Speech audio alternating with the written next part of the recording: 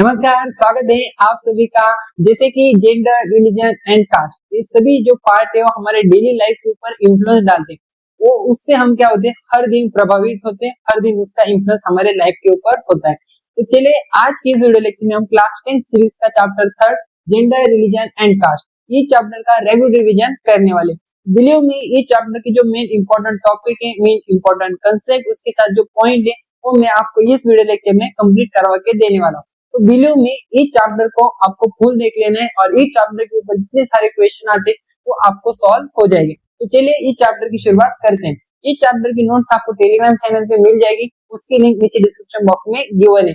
उसके साथ अगर इस यूट्यूब चैनल पे नए हो तो चैनल को सब्सक्राइब करना, अपने दोस्तों के साथ इस वीडियो को शेयर करना और लास्ट में आपको ये वीडियो कैसा लगा इसके बारे में कमेंट बॉक्स में कमेंट करना। तो चलिए स्टार्ट करते हैं हम जेंडर डिवीजन से। तो जैसे कि देखो, हम जब सोसाइटी में रहते तब जेंडर रिलेटेड यानी कि मेल फीमेल में क्या होता है, डोमिनेंस होता है, डिस्क्रिमिनेशन होता है।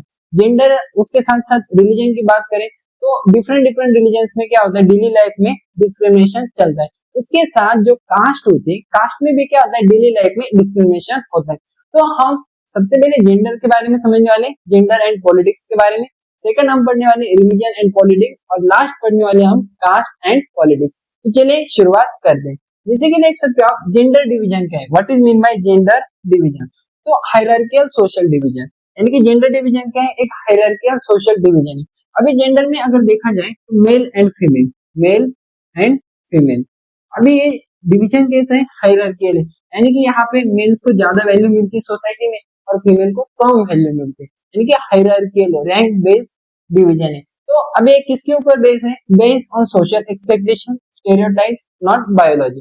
एंड ये जो जेंडर डिवीजन है वो सोशल एक्सपेक्टेशन के ऊपर बेस है, स्टेरियोटाइप्स के ऊपर बेस है, यानी कि सोसाइटी मेल और फीमेल से क्या चाहती है। जैसे कि देखो, ट्रेडिशनल रोल्स क्या होता है, assign house work, child care and mainly given to the women. Means घर के जितने सारे काम है वो सिर्फ वुमेन ही करता है। मींस एक थिंकिंग स्टेरियोटाइप, यानी कि सभी सोसाइटी की एक जैसी थिंकिंग है कि जो घर का काम है वो वुमेन हैंडल करेगी और जो बाहर का काम है वो क्या करेगी, मैन हैंडल करेगा। तो इस तरीके से क्या है, जेंडर का डिवीजन क्या है, on the basis of gender, ठीक है ना। तो सेक्सुअल डिवीजन ऑफ लेबर, अभी समझना कि सेक्सुअल डिवीजन ऑफ लेबर क्या, जैसे कि women often do unpaid housework work. अभी देखो, वुमेन जितने सारे वुमेन है वो घर का काम करती है, ठीक है ना। अभी घर के काम के लिए उनको कोई भी पैसा नहीं मिलता, कोई भी पेमेंट नहीं मिलता। तो जो वुमेन ऑफन डू अनपेड, यानी कि उनको घर के काम के लिए कोई भी पैसा नहीं मिलता। सो women also work outside home, women जब घर के बाहर जाके काम करती तब क्या होता है, much work remains under value, but वो जो बाहर जाके काम कर रहे हैं उसकी वैल्यू बहुत कम होती है, यानी कि अंडर वैल्यू होती है, ठीक है ना। So this division has limited women participation in public life. तो इस डिवीजन की वजह से जो वुमेन का जो पार्टिसिपेशन है पब्लिक लाइफ में वो क्या हो गया, बहुत लिमिटेड है, यानी कि बहुत कम है। उसके बाद अगर देखा जाए तो इन प्रॉब्लम को सॉल्व करने के लिए फेमिनिस्ट मूवमेंट स्टार्ट हो गए। कौन सी मूवमेंट, फेमिनिस्ट मूवमेंट। अभी देखना फेमिनिज्म क्या होता है, उसके साथ साथ हम पढ़ेंगे पैट्रिकल सोसाइटी क्या होती है। देखो फेमिनिस्ट मूवमेंट, अभी जो भी कोई फेमिनिस्ट खुद को कहलाता है उन लोगों में इतने गुण होने चाहिए। जैसे कि फेमिनिस्ट मूवमेंट क्या करी, अभी फेमिनिस्ट लोग क्या सोचते हैं और फेमिनिस्ट मूवमेंट क्या, जैसे उनकी डिमांड क्या थी, तो डिमांड फॉर इक्वल राइट्स, ठीक है, and opportunity for women and main. Women और जो मेन है उनको कौन सी इक्वलिटी मिलनी चाहिए, इक्वल राइट्स एंड अपॉर्चुनिटी को मिलना चाहिए। उसके साथ फॉर वोटिंग राइट्स, किसके लिए लड़ना है, वोटिंग राइट्स के लिए लड़ना है, and better education and careers. Means जो फेमिनिस्ट मूवमेंट है उन्होंने बेटर अपॉर्चुनिटी के लिए लड़ा, उसके साथ एजुकेशन के लिए और करियर्स के लिए उन्होंने क्या किया था, फाइट की थी, मूवमेंट लड़ा था, ठीक है। So also sought equality in personal and family life, और वो चाहते हैं जो इक्वलिटी चाहते हैं वो किसमें, पर्सनल एंड फैमिली लाइफ में उनको क्या मिलनी चाहिए, इक्वलिटी मिलनी चाहिए, ठीक है ना। सो देन पैट्रिकल सोसाइटी, अब देखो पैट्रिकल सोसाइटी क्या होती और डिसएडवांटेज। जैसे कि देखो, India is described as male dominated patriarchal society, ठीक है। अभी हमारे इंडिया है जो एक मेल डोमिनेटेड सोसाइटी, यानी कि यहाँ पे क्या होता है, मेल जो बोलते हैं उसी घर में क्या होता है वही डिसीजन घर में इंप्लीमेंट किया जाता है। मीन्स हमारी सोसाइटी पैट्रिकल सोसाइटी, ठीक है। सो वुमेन फेस डिसएडवांटेज, इस वजह से क्या होता है, वुमेन डिसएडवांटेज फेस करते हैं, डिस्क्रिमिनेशन फेस करते हैं, और ऑपरेशन यानी कि घरगुती अत्याचार जो होते हैं उसको क्या करते हैं, फेस करते हैं, घरेलू अत्याचार। So inequalities appears in education, women को कहाँ कहाँ पे इनइक्वालिटी मिलती, एजुकेशन में इनइक्वालिटी मिलती, उसके साथ एम्प्लॉयमेंट में इनइक्वालिटी मिलती और वैल्यूएशन ऑफ वर्क, यानी कि उनके जो वर्क है उसकी वैल्यूएशन बहुत कम होती है, ठीक है। सो देन उसके बाद क्या हुआ, वुमेन पॉलिटिकल रिप्रेजेंटेशन। अभी देखो इन सभी प्रॉब्लम को सॉल्व करने के लिए वुमेन के साथ जो भी कुछ डिस्क्रिमिनेशन हो रहा था, जो भी कुछ ऑपरेशन हो रहा था, ठीक है, उसको सॉल्व करने के लिए वुमेन का जो पॉलिटिकल रिप्रेजेंटेशन है, ठीक है, वो क्या होना चाहिए, इंक्रीज होना चाहिए। अभी पॉलिटिकल रिप्रेजेंटेशन का क्या मैटर्स है, व्हाई इट मैटर्स। अभी देखो जब greater representation can give women issue more attention, अभी वुमेन को क्या मिलेगा, ग्रेटर रिप्रेजेंटेशन मिलेगा, यानी कि वुमेन हमारी वुमेन जो पॉलिटिक्स में जाएगी, कोई एमपी बनेगी, कोई मिनिस्टर बनेगी, ठीक है, तो उनकी जो प्रॉब्लम है उनके ऊपर ज्यादा अटेंशन दिया जाएगा, उनके इश्यूज के ऊपर क्या किया जाएगा, ज्यादा अटेंशन दिया जाएगा। कब, जब वो वुमेन क्या बनेगी, मेंबर ऑफ पार्लियामेंट बनेगी, सांसद बनेगी, कोई मिनिस्टर बनेगी, तब। तो वुमेन रिप्रेजेंटेशन इन लेजिस्लेचर, अभी देखो जो लेजिस्लेचर है, लेजिस्लेचर क्या करता है, कंट्री के लिए लॉ बनाता है, हैज हिस्टोरिकली बीन लो, यानी कि वो बहुत कम था। जैसे कि 2000 इलेक्टेड, जैसे कि 2019 में क्या हुआ, elected women members in Lok Sabha reach 40.36%। ये देखो 2019 के जो लोकसभा इलेक्शन हुए थे, ठीक है, उस इलेक्शन में सिर्फ 40.36 वुमेन का रिप्रेजेंटेशन था। उसके बाद क्या हुआ, रिजर्वेशन। अभी देखो रिजर्वेशन क्या है, यानी कि कुछ सीट्स वुमेन के लिए रिजर्व रखने लगे, जैसे कि 1/3 of seats in panchayat and municipality are reserve for women. अभी देखो 100 में से 33% सीट्स वुमेन के लिए क्या की गई, जो पंचायत है यानी कि जो लोकल गवर्नमेंट है और जो अर्बन गवर्नमेंट, सॉरी जो लोकल गवर्नमेंट है, ठीक है, रूरल लेवल पे और अर्बन लेवल पे, वहां पे 33% यानी कि 1/3 सीट्स क्या की गई, रिजर्व रखी गई सिर्फ वुमेन के लिए। The chapter states in 2023 women reservation act provides 33% reservation in Lok Sabha, state legislative assembly and Delhi assembly. और जो 2023 में क्या हुआ, एक लॉ बनाया गया, लॉ का नाम क्या था, रिजर्वेशन एक्ट, ठीक है, वुमेन रिजर्वेशन एक्ट, नारी शक्ति योजना, ठीक है। तो इस तरीके से जो वुमेन को 33% रिजर्वेशन मिला, कहाँ पे, लेजिस्लेटिव असेंबली में मिला, ठीक है, उसके साथ लोकसभा में मिला और दिल्ली असेंबली में उनको क्या मिला, 33% क्या मिला, रिजर्वेशन मिला। उसके अलावा अगर देखा जाए, सो देन नेक्स्ट, अभी देखो हमने यहाँ पे सबसे पहले क्या कवर किया कि वुमेन पॉलिटिकल रिप्रेजेंटेशन की क्या जरूरत थी और क्यों वुमेन पॉलिटिकल रिजर्वेशन की जरूरत पड़ी। तो अब हमने जेंडर डिवीजन के बारे में समझना है इस पॉइंट से।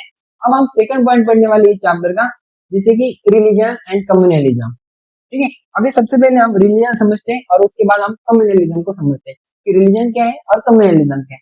तो जैसे कि religious values and demands can express in politics, अभी जो रिलीजियस की वैल्यूज और रिलीजियस की डिमांड्स है उसको कहाँ पे एक्सप्रेस किया जाता है, एक्सप्रेस इन पॉलिटिक्स, पॉलिटिक्स में उसको एक्सप्रेस किया जाता है। सो प्रोटेक्शन ऑफ माइनॉरिटीज में बी डिमांडेड, तो इस वजह से जो माइनॉरिटीज कम्युनिटी यानी कि जिस रिलीजन की पॉपुलेशन बहुत कम है कंट्री में, उस रिलीजन को हम क्या बोलते हैं, माइनॉरिटी बोलते हैं। अभी ये जो माइनॉरिटी है, ठीक है, माइनॉरिटी का प्रोटेक्शन करना, इसकी डिमांड क्या होने लगी, इंक्रीज होने लगी पॉलिटिक्स में।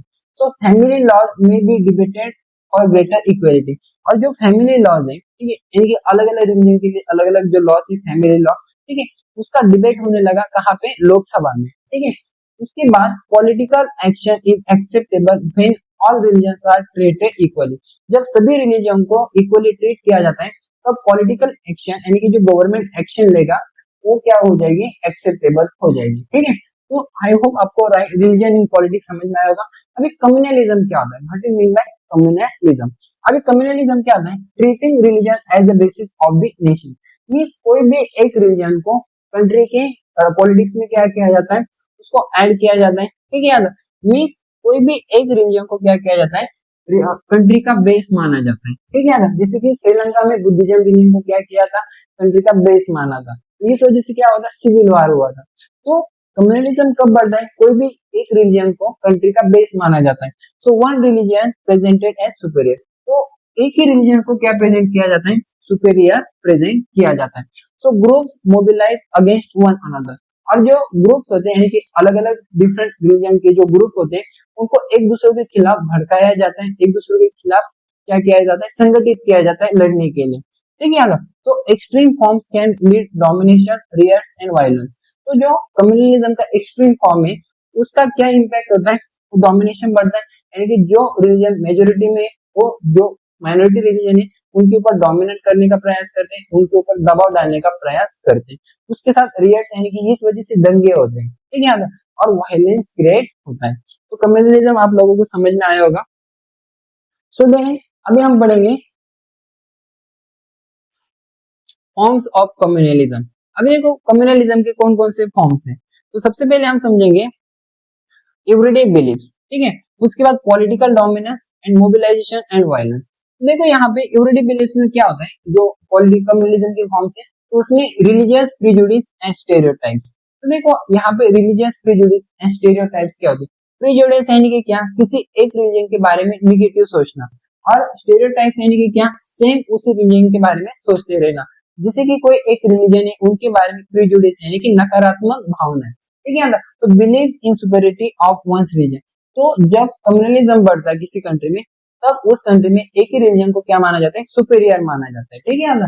सो पॉलिटिकल डोमिनेंस बढ़ता है, तो यहाँ पे जिस रिलीजन के मेजर जो रिलीजन मेजोरिटी में है, उस रिलीजन का क्या बढ़ता है, यहाँ पे मेजोरिटेरिज्म बढ़ता है, यानी कि वो डोमिनेंस उनका बढ़ता है, ठीक है। So minority demanded for separate political unit, और जो माइनॉरिटी रिलीजन है वो क्या करती, डिमांडेड सेपरेट पॉलिटिकल यूनिट और सेपरेट स्टेट और सेपरेट कंट्री की भी क्या करती, डिमांड करती। सो मोबिलाइजेशन एंड वायलेंस, तो यहाँ पे क्या किया जाता है, उसी रिलीजन के लोगों को एक साथ यानी कि यूनिटी बनाने के लिए साथ संगठित करने के लिए क्या किया जाता है, सैक्रेड सिंबल, यानी कि उस रिलीजन की जो सैक्रेड सिंबल है, पवित्र जो सिंबल होते हैं वो यूज किया जाता है।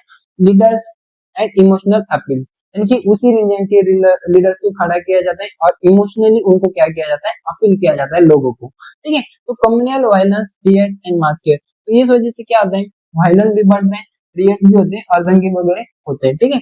तो उसके बाद यहाँ पे देखा जाए तो सेक्युलर स्टेट, अभी देखो कंट्री में हमारा जब इंडिया का कॉन्स्टिट्यूशन बना, जो कॉन्स्टिट्यूशन बनाने वाले थे, ठीक है, तो वो इन चीजों से अवेयर थे, कम्युनलिज्म से अवेयर थे, तो इन्होंने हमारे कंट्री को एक सेक्युलर कंट्री बनाया। अभी सेक्युलर कंट्री क्या होता है इसके बारे में समझ लेना, एग्जाम में 100% एक क्वेश्चन आपको पूछा ही जाता है, ठीक है। अभी देखो सेक्युलर स्टेट क्या होता है, सेक्युलर स्टेट यानी कि उस कंट्री में कोई भी ऑफिशियल रिलीजन नहीं होता, यानी सभी रिलीजन को इक्वली ट्रीट किया जाता है। उसके बाद no special status to one religion, किसी भी एक रिलीजन को स्पेशल स्टेटस नहीं दिया जाता, सो सभी को क्या किया जाता है, इक्वली ट्रीट किया जाता है, ठीक है ना। सो देन उसके बाद freedom to profess practice and propagate religion और नॉट फॉलो वन। तो जो सेक्युलर कंट्री होती है वहां पे क्या किया जाता है, सेक्युलर कंट्री में फ्रीडम ऑफ प्रोफेस, यानी कि कोई भी इंसान कौन से रिलीजन से भी बिलोंग कर सकता है, वो बता सकता है कि मैं इस रिलीजन से बिलोंग करता हूँ, उसके साथ उस रिलीजन की प्रैक्टिस कर सकता है और प्रोपोगेट यानी कि उस रिलीजन का प्रचार कर सकता है। और ऐसे भी इंसान उस रिलीजन में उस कंट्री में किसी भी रिलीजन को फॉलो नहीं करते, ठीक है। मीन्स यहाँ पे रिलीजन को फॉलो करने का नहीं फॉलो करने का वो क्या दिया होता है, यहाँ पे फ्रीडम दिया होता है सेक्युलर कंट्री में, ठीक है ना। No discrimination on grounds of religion, यानी कि रिलीजन के बेस पे कोई भी डिस्क्रिमिनेशन नहीं होता। सो अभी देखो स्टेट एंड रिलीजन, अभी देखो स्टेट यानी कि क्या, कंट्री एंड रिलीजन, इसलिए स्टेट में intervene to ensure equality with religious community. अभी देखो जो रिलीजियस कम्युनिटी होती है, ठीक है, उनमें इक्वलिटी लाने के लिए वो क्या कर सकता है, स्टेट इंटरवेन कर सकता है, यानी कि इंटरफेयर कर सकता है। The chapter gives banning untouchability as an example, तो यहाँ पे देखो स्टेट क्या कर सकता है, इंटरवेन कर सकता है। तो अभी इस चैप्टर में अनटचेबिलिटी अनटचेबिलिटी, ठीक है ना। अभी देखो अनटचेबिलिटी क्या होता था, जो हिंदू रिलीजन से हिंदू रिलीजन की जो हायर कास्ट के पीपल है वो लोअर कास्ट को नहीं छूते थे, यानी कि अनटचेबिलिटी उनके बीच में चलती थी, ठीक है।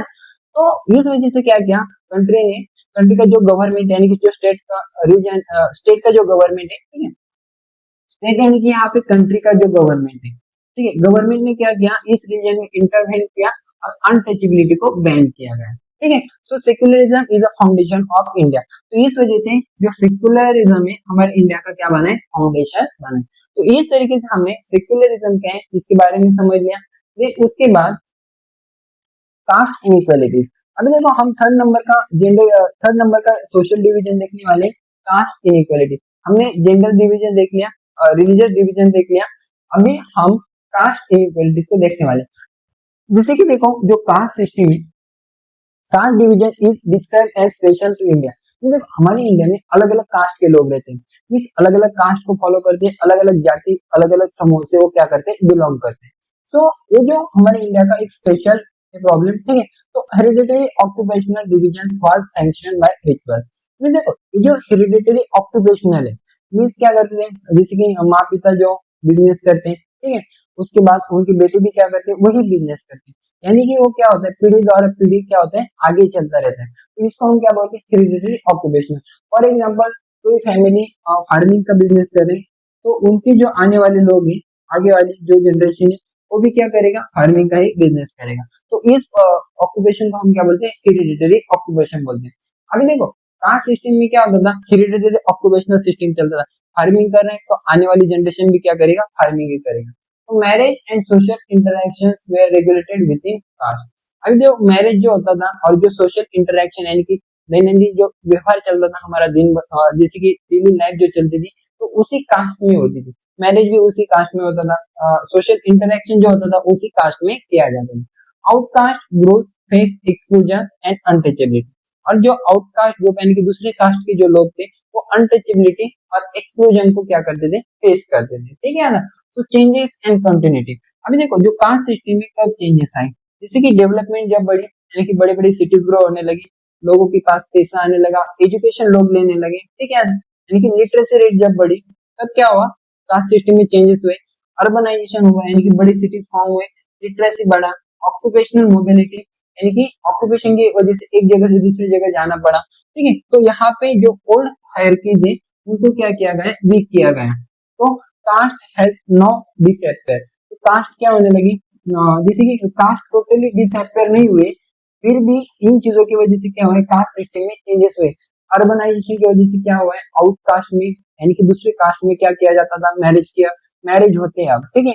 तो इस तरीके से क्या हुआ, कास्ट में थोड़े से चेंजेस हमारे कंट्री में आए। Untouchability is prohibited but not ended completely. Untouchability को प्रोहिबिट किया है बट कंप्लीटली एंड नहीं किया।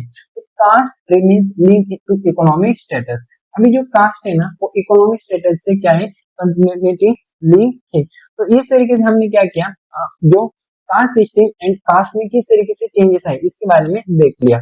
सो देन देखो कास्ट इन पॉलिटिक्स।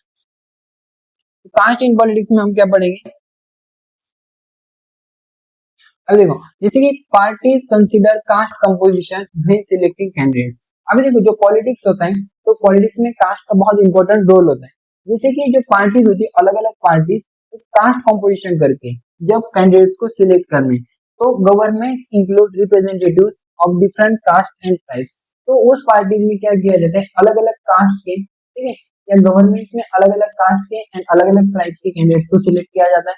कैंडिडेट्स में अपील टू कास्ट सेंटिमेंट्स। और ये जो कैंडिडेट्स होते हैं वो उस कास्ट के बेस पे क्या किया जाता है, उस कास्ट में अपील करते हैं कास्ट सेंटिमेंट्स को, यानी कि क्या करते हैं, उनके कास्ट को क्या करते हैं, कास्ट का बड़ा सा सपोर्ट लेते हैं और क्या करते हैं, गवर्नमेंट बना लेते हैं, या वो वहां से उस कॉन्स्टिट्यूएंसी से जीत लेते हैं, ठीक है। तो caste can influence political mobilisation. और कास्ट क्या करता है, पॉलिटिकल मोबिलाइजेशन को क्या करता है, उसके ऊपर प्रभाव डालता है, उसको इन्फ्लुएंस करता है। सो जैसे कि caste alone does not decide election. तो ये भी चीजें, कास्ट का इलेक्शन के ऊपर क्या होता है, इन्फ्लुएंस पड़ता है, बट कास्ट अकेले डिसाइड नहीं करता इलेक्शन। क्यों, क्योंकि no constituency has a clear majority of one caste. Means कोई भी एक सिंगल कॉन्स्टिट्यूएंसी या कोई भी कॉन्स्टिट्यूएंसी एक ही कास्ट की वहां पे मेजोरिटी नहीं होती। So parties need more than one caste and community. Parties को अलग अलग कास्ट की, अलग अलग कम्युनिटीज की जरूरत होती उस कॉन्स्टिट्यूएंसी में। So no party gets all voters of a caste, ठीक है। मींस कोई भी एक पार्टी, पॉलिटिकल पार्टी एक कास्ट के सभी वोटर्स उनको नहीं मिल पाते। So government performance and leader popularity also matter में। तो गवर्नमेंट का जो परफॉर्मेंस है और वहां पे जो उस कॉन्स्टिट्यूएंसी में जो इलेक्शन के लिए जो भी लीडर्स क्या, जो भी कैंडिडेट्स खड़ा रहे, ठीक है, उसका भी एक मोर इम्पोर्टेंट रोल वहां पे होता है, यानी कि government performance and leader popularity also matter. So then उसके बाद पॉलिटिक्स इन्फ्लुएंस कास्ट। अभी जो पॉलिटिक्स होता है वो किसके ऊपर इन्फ्लुएंस डालता है, वो कास्ट के ऊपर इन्फ्लुएंस डालता है। जैसे कि पॉलिटिसाइजेशन। अभी देखो कास्ट ग्रुप्स में इनकॉर्पोरेट नेबरिंग कास्ट, ठीक है, मींस क्या करता है, एक कास्ट दूसरे कास्ट से जुड़ जाता है, यानी कि इनकॉर्पोरेट हो जाता है, शामिल होता है। तो डिफरेंट कास्ट ग्रुप्स में फॉर्म कोएलिशन एंड निगोशिएट। तो अलग अलग जो कास्ट के ग्रुप है वो क्या करते हैं, कोएलिशन यानी कि उनका ग्रुप बना लेते हैं और बातचीत करना स्टार्ट करते हैं। तो न्यू पॉलिटिकल कैटेगरी सच है, तो अलग अलग कास्ट की वजह से अलग अलग कास्ट क्या होते हैं एक दूसरे के बीच में कोएलेट हो जाते हैं यानी कि शामिल हो जाते हैं। तो इस वजह से न्यू पॉलिटिकल कैटेगरीज फॉर्म होती है, जैसे कि बैकवर्ड एंड फॉरवर्ड ग्रुप्स, ठीक है, यानी कि बैकवर्ड ग्रुप फॉर्म होते हैं और फॉरवर्ड ग्रुप फॉर्म होते हैं। बैकवर्ड यानी कि पिछले वर्ग, फॉरवर्ड यानी कि आगे के वर्ग, ठीक है ना। सो अभी देखो उसके साथ क्या होता है, पॉजिटिविटी एंड निगेटिव। अभी देखो पॉजिटिव एंड निगेटिव क्या होता है कास्ट का, कास्ट पॉलिटिक्स कैन हेल्प। अभी देखो कास्ट पॉलिटिक्स की वजह से क्या होता है, जो डिसएडवांटेज कम्युनिटीज है उनको पावर मिलती, उनको डिग्निटी मिलती, उसके साथ रिसोर्सेज एंड अपॉर्चुनिटीज उनको मिल जाती। सो उसके साथ एक्सक्लूसिव फोकस अगर कास्ट के ऊपर किया जाता है तो जो मेन सब्जेक्ट के ऊपर जो अटेंशन है वो क्या हो जाता है, डाइवर्ट हो जाता है। जैसे कि पॉवर्टी, पॉवर्टी के ऊपर अटेंशन जो होता है वो डाइवर्ट होता है। डेवलपमेंट एंड करप्शन के ऊपर जो लोगों का अटेंशन है वो डाइवर्ट होता है। कब, जब एक्सक्लूसिव फोकस किया जाता है कास्ट के ऊपर। So caste division can create conflict and violence. तो कास्ट डिवीजन किसको क्रिएट करता है, कॉन्फ्लिक्ट एंड वायलेंस को क्या करता है, कास्ट डिवीजन क्रिएट करता है। तो इस तरीके से हमने 3 प्रकार के सोशल डिवीजन के बारे में डिस्कस किया। जेंडर डिवीजन देखा, रिलीजियस डिवीजन देखा एंड कास्ट डिवीजन देखा। तो इस तरीके से हमने इस चैप्टर को रैपिड रिवीजन वीडियो लेक्चर में खत्म किया। आई होप आप सभी लोगों को इस चैप्टर का एक्सप्लेनेशन बढ़िया तरीके से समझ में आया होगा। तो चलिए मिलते हैं हम नेक्स्ट वीडियो में, तब तक के लिए बाय बाय।